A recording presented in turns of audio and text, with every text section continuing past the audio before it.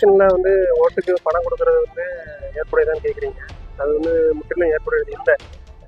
ஏன்னா வந்து ஒரு ஓட்டை வந்து நம்ம யாருக்கும் விற்கிறது வந்து மிகப்பெரிய தப்பு. அது அடிப்படையே வந்து தப்பு.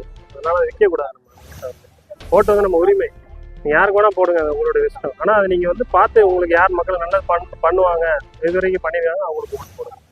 அதுக்கப்புறம் இலவசங்களை பற்றி நீங்கள் கொஸ்டின் பண்ணுறீங்க. இலவசங்கள் கொடுக்கறதுக்கு நம்ம ஒன்றும் மன்னராட்சி இல்லை, இது ஜனநாயக ஆட்சி.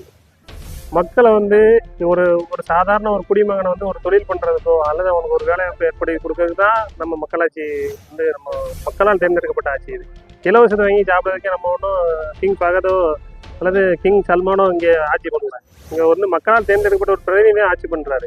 இப்போ அவர் என்ன ஒரு திட்டங்களை உருவாக்கணும், மக்களுக்கு வந்து காலங்காலமாக பிரயோஜனப்படக்கூடிய திட்டங்களை அந்த வரிப்பணத்தை வச்சு உருவாக்கணும். தவிர கொஞ்சம் டிரான்ஸ்பரண்ட் ஆகணும்.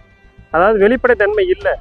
மக்களுடைய வரிப்பணம் வர்றது, ஆனால் அது இவ்வளோ பட்ஜெட்டில் வந்து பண்ணுறாங்கன்னு சொல்லி பொதுமக்கள் இப்போ ஒருத்தருக்கு வந்து இப்போ என்ன நடக்குதோ அதை வந்து ஒரு டிரான்ஸ்பரண்டாக வெளியே அறிக்கை மாதிரி கொடுங்க, நாங்கள் அதை பார்த்து தெரிஞ்சுக்கிறோம். நாங்கள் மக்கள் இவ்வளோ வரிப்பணம் செலுத்தியிருக்கோம், அதுக்கு இவ்வளோ செலவு இருக்குது அப்படிங்கிற நாங்கள் தெரிஞ்சிருக்கோம். அது வந்து ரொம்ப பிரயோஜனமாக இருக்கும்.